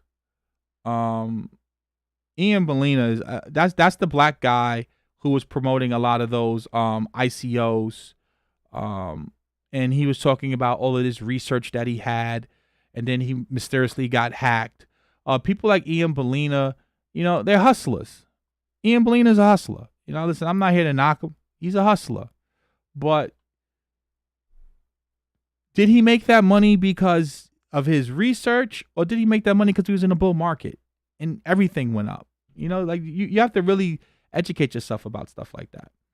So, but Masari's really good for Courtney Gibson. That's where I get a lot of my research from. See, I you know me, guys. I don't sit up here and pretend. Like, I give you guys my sources. I get a lot of my research and information from Masari. They have really, really good research, really, really good information. And they have some really, really good tools and things that you can like really scan and study. It really, really like analyze the blockchain and do an analysis on the blockchain. Taylor, yes, that's the London Real guy who I'm talking about, Brian Rose. I think he came up about $10 million off of his subscribers. And again, I will never get mad at adults for spending their money how they see fit. If you want to give your money to Brian Rose, I believe in free markets. I believe in freedom of expression. What I'm going to tell you is that if I'm going to give a guy $10 million, then we need to have ownership in whatever you're creating. Right? Like I need to be an investor. Like I need to get a benefit from it. Like when you pay $1,000 to join My Tech Academy, you're getting an immediate benefit. You're going to get access. Like I said, in 2 weeks, I'm going to start sending out the syllabus and stuff to those of you who join. You're getting access to premium information, up-to-date content that you can use. When you give Brian Rose $10 million, what are you getting? You don't get any ownership. You don't get any, like, nothing. So you can't participate in any of the revenue that's being generated or anything. Like, I need ownership if I'm giving up that. Like, some people are donating like $5,000. I think he had like a $2,000 donation, a $3,000 donation button. But what I've noticed is that a lot of people that are into those conspiracy theories, like that crowd, like you even see young Pharaoh doing it right now with the whole suing YouTube thing. Like, these people, they support. So I can't get mad. Listen, I wish my subscribers, I wish everyone was throwing $3,000 and $5,000 at me.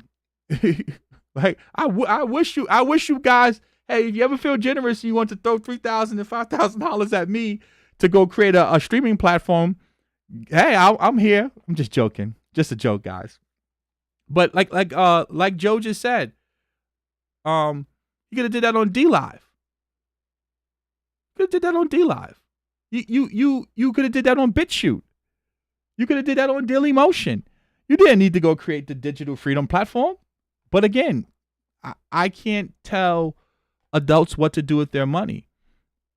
If you want to put your money into that, that's what you do. I can't tell. I can't not, because I wouldn't say he's scamming people. He built the platform, right? So you can't say it's a scam because he's building a digital freedom platform. It's just, you probably overpaid for it. I don't believe it cost $10 million, like CoffeeZilla did. And then he had the guy Tika Tawari or I think his name is Tika Tahari, where he said 5 cryptos to $1 million. Right? See, this is how you. Let me give you some real good game right here. Right? This is. If I come to you and I say, I know what I'm about to bring a guy on a platform who he can teach you about 5 cryptocurrencies that's going to go to $1 million. If I know him, I should have made the $1 million each too, right? As well, right? Think about it. If he's going to teach you about the 5 cryptos and he's my guest, he should have taught me about the 5 cryptos and I should have made the 5 million. Therefore, I shouldn't have to come to you and ask you for $10 million for the Digital Freedom Platform because I should have made the $10 million from the investment. You see what I'm trying to say? Like, I shouldn't have to beg you for donations. If my guest knows how to make millions of dollars, then I should have made the millions of dollars from the investment advice for my guest. Like, I don't understand how you can sit there and watch that. And he was selling a newsletter, right? The only way you can learn about these cryptocurrencies that are going to go to $5 million is you had to buy the newsletter for $5,000. So you had to buy a newsletter for $5,000 for 5 cryptos to $5 million. You see what I'm trying to say? Like, so I have to pay $5,000 to get onto the subscription for the newsletter. And then after that, the guy who brought the guest on, he's now soliciting, millions of dollars. And first, I think Brian Rose, he started out at $250,000, and then he was able to see that, like, wait, hold on, he hit his goal quick. So then he bumped it up to $500,000. Then he bumped it up to $1 million, and it just kept going on and on and on and on. So he's hustling. Listen, I can't get mad at him. I can't get mad. Just don't. What did they say? Don't hate the player, hate the game.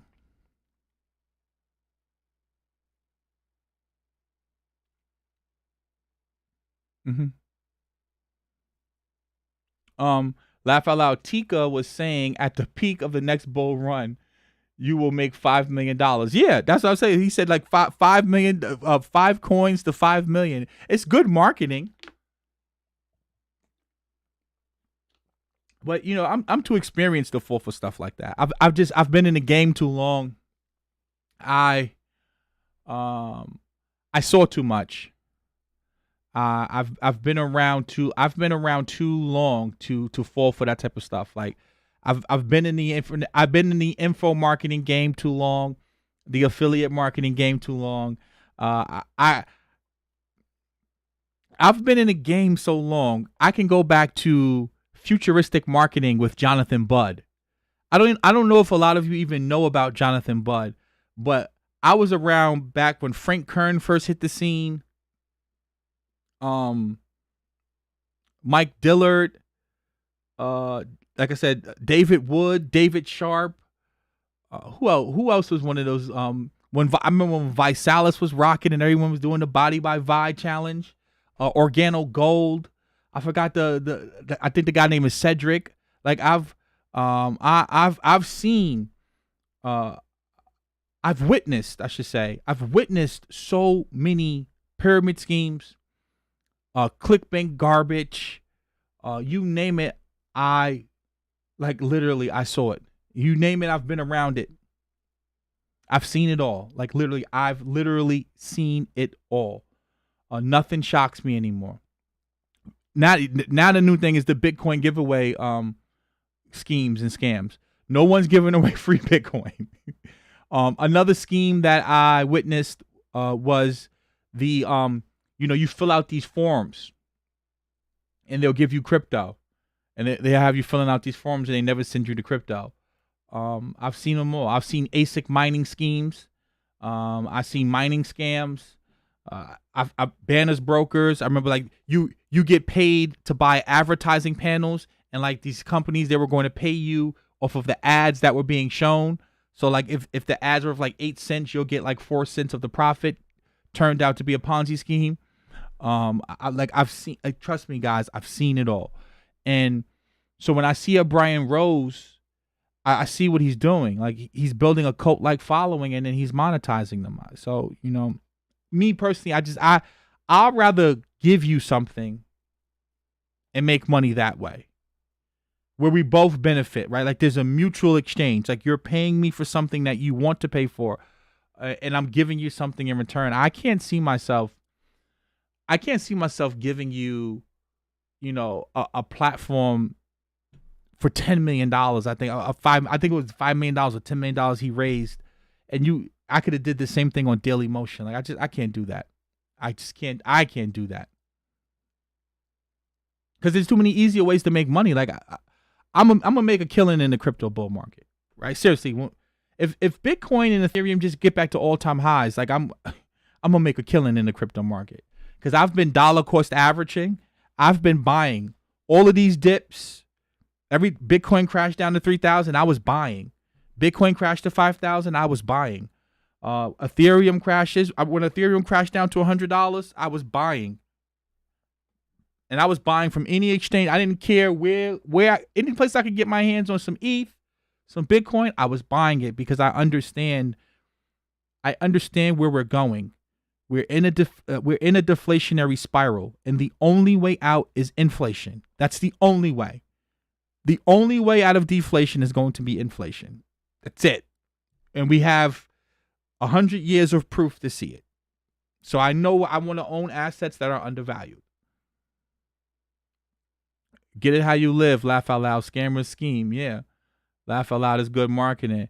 I just want the player to teach me his ways. Someone says, smart man. I've seen Trading Fraternity. Armando, is that the guy that doesn't show his face? I believe he trades a lot of options, right? The guy you're talking about, Trading Fraternity, Armando. I believe that he lives in California and he trades a lot of options. I don't really know about him. He gives out some good information too. I don't really know about him. Courtney Gibson, I agree 100%. Crypto allows everyone a chance at wealth. Mr. PZ said now he has 11 coins.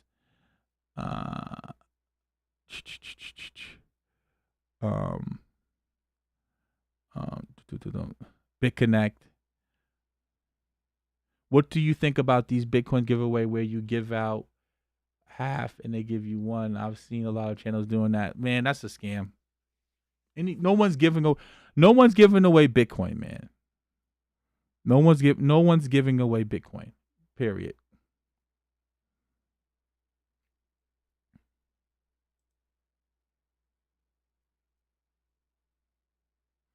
I'm glad you said that. Self-made. This said Donald Trump told Treasury Secretary to go after Bitcoin.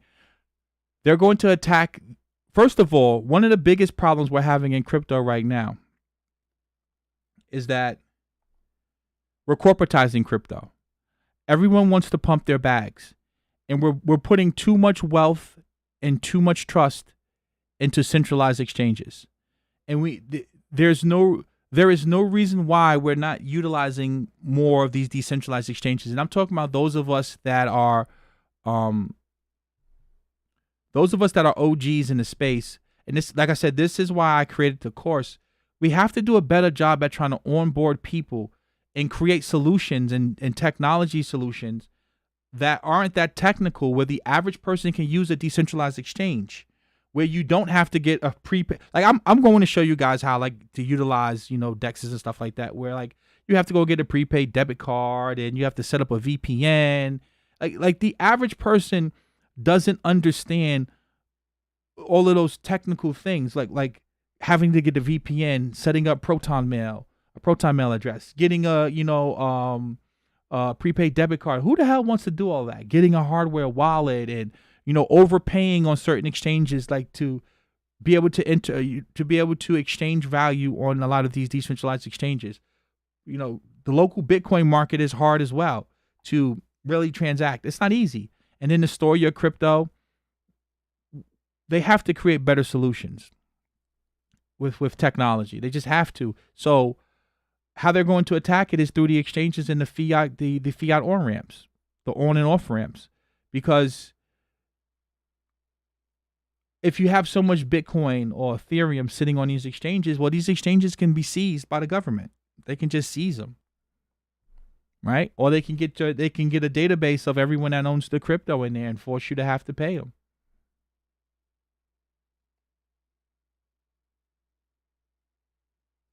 Right? Right? Like, so that's the biggest problem in crypto, and that's how they're going to attack crypto, is through the fiat, through the exchanges and the on and off ramps, right? Through your banks. Because if you want to buy crypto, guess what you have to do? You have to use a bank.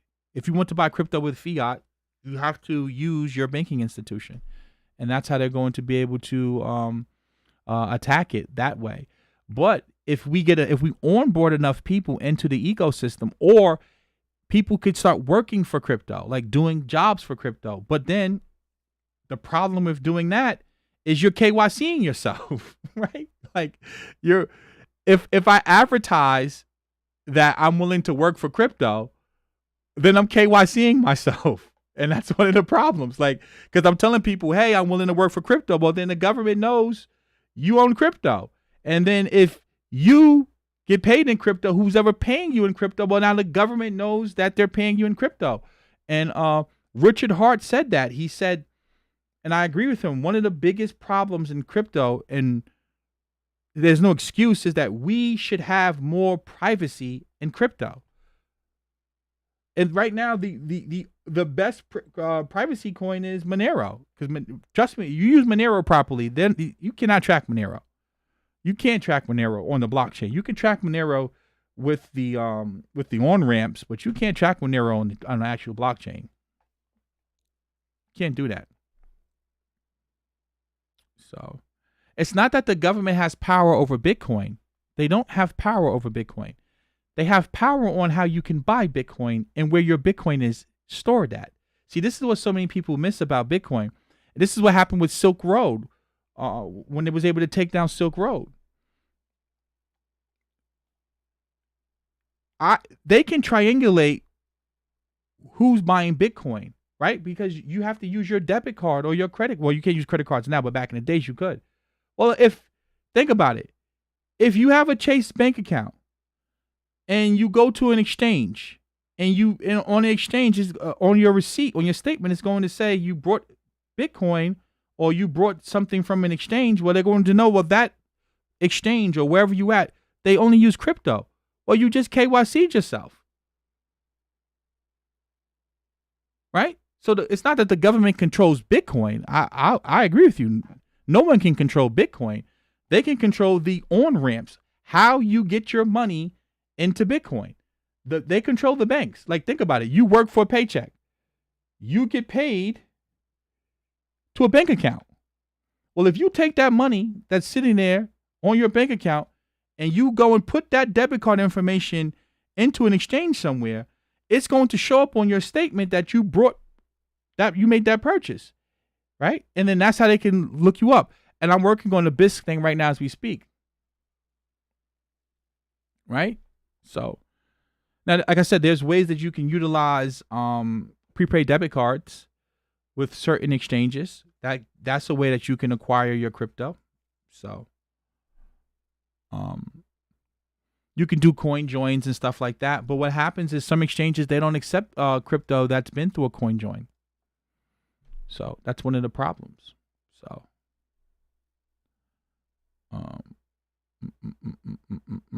so that's one of the biggest problems. But you know me, I'm a bull on Monero. Monero is one of my favorite cryptocurrencies. Monero is what Bitcoin should have been. Monero's actually Monero's too good at privacy. And see, that's another thing you have to think about, right?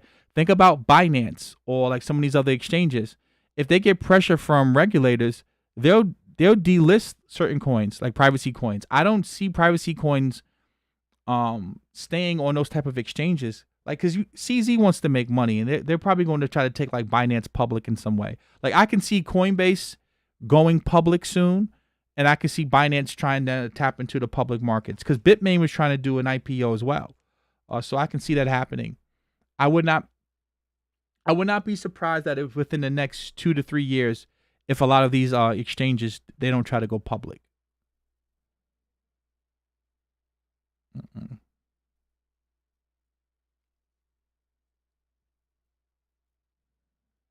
Uh, right. Um, so I can see these exchanges getting pressured that way, to basically like remove some of these privacy coins and stuff like that. So, which is why if you're trying to get into crypto, now is the chance to really get in there because, as I said before, by putting that type of pressure on crypto is only going to make the prices actually go up because it's going to add to scarcity. Right? It's going to add to the digital scarcity because it's going to be harder to get your hands on crypto, which is actually going to make it more valuable. As I said before, we live in this upside down.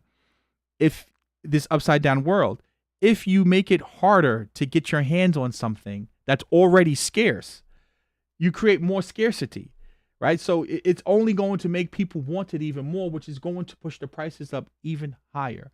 So it will be a good thing, but it also will be a bad thing for some of you because you probably don't have enough crypto by the time that happens because it's going to pump. I'm telling you, that day when we may have like an initial crash when that first happens, like when those announcements come out, but it's going to be so hard to get your hands on crypto. You're going to wish you was able to purchase it now.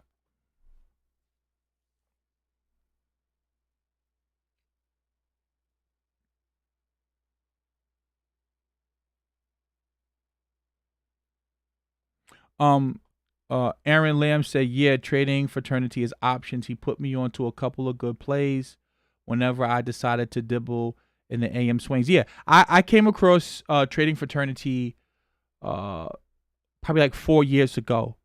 Um, as I said before, sometimes he gives out some good plays, but he doesn't show his face. He's always talking about the cars that he drives.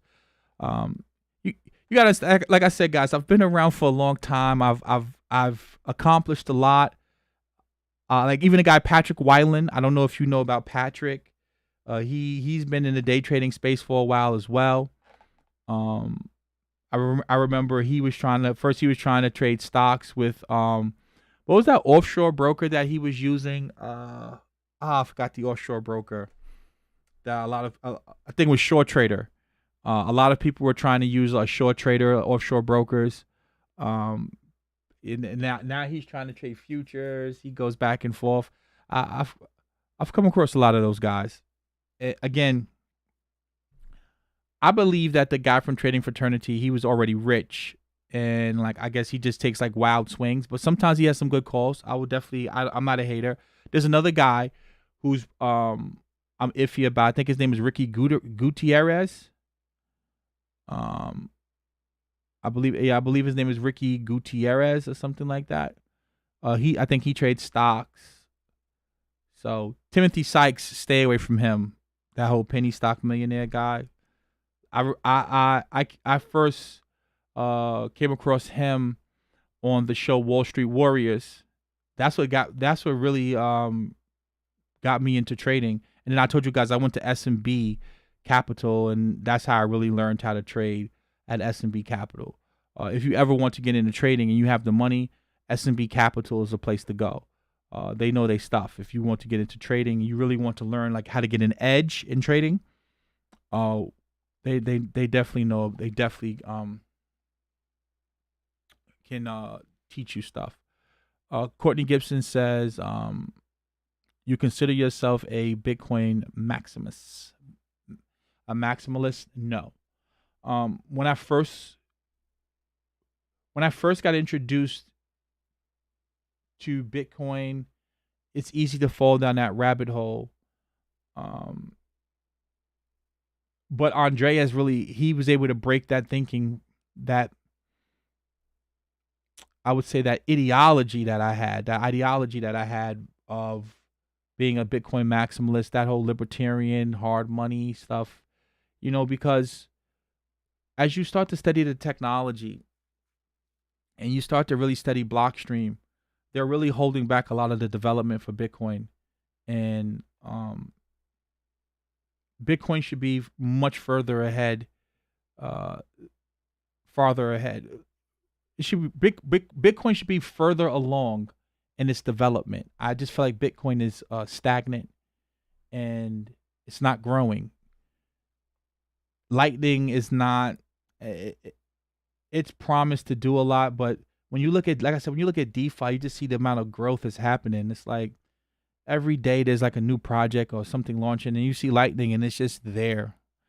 So when you first start, I think it's good to be a Bitcoin maximalist when you first start, to get your understanding and to avoid a lot of the schemes and scams. But this is what I hope the academy can do for a lot of you. Once you get that understanding as to like what a blockchain is, what is decentralization, and do you need that much decentralization? See, that's one thing that Ethereum was able to figure out. Like certain things, I don't need to have decentralized. Certain parts of the project doesn't have to be decentralized. Like everything doesn't have to be decentralized. The most important thing that needs to be decentralized is just like the infrastructure as far as exchanging value. But everything else doesn't have to be. So like, and again, Richard Hart, he speaks about this all the time. Like you're overpaying for an insane amount of security for the network when like the network's pretty damn secure. So you're overpaying and the miners are basically holding you hostage. So I know I went off on a tangent, but I think it's good to start as a maximalist, but as you come to, realization and become honest with yourself and you understand the tech, Bitcoin is going to end up being digital gold. Like, and gold is boring. Seriously. Like, I own gold. I show you guys my gold coins all the time. Gold is boring. It doesn't do anything. It stores value, which is good if you're already wealthy, right? Like if you own, a lot of BTC, then yeah, that's good. We hit $100,000, you get a 10x on your money. That's great. But the real growth is going to come from these mid-cap coins and protocols and tokens that are in the DeFi ecosystem. That's where a lot of the wealth is going to be captured at. And I really think that that's what you need to be focused at is DeFi. Because if DeFi is successful, we just seen Compound pump 100%. You've seen nothing yet. I've been in this space. I'm speaking from experience. I remember waking up and watching coins pump 5x in a day. I've seen it. I've seen it with my own two eyes. I'm telling you. You wake up one day, you put $1,000 in a coin and you're up 10 grand. I've witnessed it. I've experienced it. When this market pumps, it pumps hard. I've seen cryptos go from 2 cents up to 16, 18 cents in a day in a matter of hours. I've witnessed it happen, and I'm trying to get you get involved. I'm telling you, it can happen. But again, it's good to start as a Bitcoin maximalist because it helps you avoid a lot of schemes and scams. You start to understand the technology. You grow, you become more confident and comfortable. And then eventually you begin to step out because Bitcoin is slow. The fees are high. But I think that that's going to be a function of what makes Bitcoin Bitcoin. I believe that Bitcoin is going to be gold. And Litecoin was supposed to be the silver to Bitcoin. I believe Ethereum actually is going to be silver to Bitcoin, but it's just going to be, I look at Ethereum as the entire financial ecosystem, and I look at Bitcoin as an asset in that ecosystem.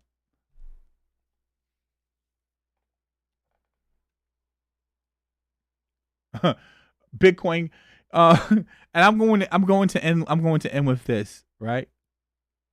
I'm going to end with this. I don't know if you guys are following BSV, Bitcoin Satoshi Vision. I don't know if you're following Bitcoin Satoshi Vision, but it's so funny when you see these forks of Bitcoin, and they're promising that they're going to implement this and they're going to implement that, and watching the whole saga with Craig Wright is funny. It's funny to me just watching this, going down this rabbit hole, like with this whole saga with the Tulip Trust, and is he Satoshi? Isn't he Satoshi? This is why I stress that you guys really, really focus on, like, getting a firm understanding of what a good project is. Because if you do, then, like Mr. PZ44 said, you would see right through the whole Bitcoin Cash is planning some big things. Or you would see through the whole, Bitcoin Satoshi vision garbage, because you would see that, like, they're really just preying on people's ignorance and not really understanding the tech, not really understanding game theory, market principles. Like, Bitcoin has the network effect. People don't understand how important that is. Bitcoin has the branding, it has the network effect. And Roger tried to co-opt that and basically steal and hijack the Bitcoin brand. And you can't do that. Like, I don't care how much you try to call it Bitcoin ABC and Satoshi Vision and Bitcoin Cash, like whatever type of Bitcoin Gold, Bitcoin Diamond, whatever fork you want to make of Bitcoin. Most people see Bitcoin as Bitcoin. Like, all of these other forks of Bitcoin will never be respected in the community, even outside of the maximalists, like people like myself. Like, Bitcoin Cash is not ever going to supplant Bitcoin. It just isn't. Right? But there will be people who don't understand the tech, who don't understand game theory, who don't understand the network effect. They don't get it. Like, Bitcoin has that branding. It's like Google. Like, people say Google it. Are there other browsers? Right? Like, yes, you have Bing and you have Safari and all these other different ways you can browse the internet. But most people they use Google and Chrome, right? Like, just Google and Chrome. That's what they think. But people don't care about Internet Explorer and Microsoft and Bing. They don't think about that ecosystem. The first thing they say is Google. Google it. So you can have Yahoo and you can have Bing. Those are search engines, right? Like, you have the Google search engine, you have the Yahoo search engine, and you have the Bing search engine. Like, you have search engines, but like, when you think about browsers and search engines, you think Google and Chrome, right? You have the Firefox browser. You have, you can use that, but most people, they think about Chrome and they think about Google. It's branding. It's branded into your mind. Google it. You don't say Bing it. You don't say, I'm gonna use the Bing search engine. You don't say, well, I'm a Bing that. I'm a Yahoo that. You say Google it. That's what Bitcoin has, that type of branding. Like, it's Bitcoin, BTC. So you can call yourself Bitcoin Cash, but like, people will say, what the hell? Like, what's I never heard of Bitcoin Cash. I heard of Bitcoin. So that's how I see it when I see these forks of Bitcoin. It's like, like, I just get the forks of Bitcoin and I dump them on the market. That's what I do. Like, I just get my forks and I dump it. I don't try to hold. I don't believe any of these forks of Bitcoin's ever going to be able to supplant Bitcoin or overthrow Bitcoin. They just don't have the branding. They just don't. So, I guess we're ended here. I think that I've been on live stream now for 2 hours. I did not want to go this long. I always do this. I plan on staying for just an hour, and I end up staying for 2 hours because I enjoy talking and speaking to you guys. I mean, like, I really, excuse me. I'm excited about this technology. Like I said, every day I learn something new. It's exciting. And I hope that you guys can get that same level of excitement. Thanks for the gym today. No problem. But like I said, I really appreciate it. And I appreciate all the support. And as I said, I'm always do my best to bring you guys quality. But just to recap, so you can understand, Saturday is going to be our live Q&A where we're going to be doing questions about the course. For those of you who have signed up, I need some critical feedback. I need you to be as brutally honest of things that you like, things that you do not like. And that will be 5 p.m. Saturday Eastern time. I'm going to email all of you because I have all of you on a separate list. So I'm going to email all of you guys to remind you, if you cannot make it, go into the community section and post your question so I can address it, because it's going to be recorded and it's going to be inside of the academy. Please give me some critical feedback. What do you like? What do you want to see more of? and what you want me to fix, because there's going to be part 2 that's going to be launching. I wanted to launch it on Saturday, but I'm going to wait for some of the feedback before I launch the second section of the course. So I'll get some feedback, and then I'll probably fix some things, and then I'll probably launch it, let's say Tuesday, Wednesday-ish of next week, the second part of Bitcoin. Then the following week, we'll be launching the Ethereum course. For those of you who are part of the founders, that means you paid the $1,000. I will be emailing out an entire syllabus of some prerequisites, some work that I want you to do prior to starting the boot camp. So go in there and leave some questions. And like I said, for those of you with the $1,000 product, be on the lookout for that email, and I'll let you guys know what's going on. With that being said, guys, please like the video, share the video, subscribe to the channel, hit the notification bell, join the mailing list, and I'll see you guys tomorrow. So hope you enjoyed the stream. Have a blessed and beautiful, beautiful evening.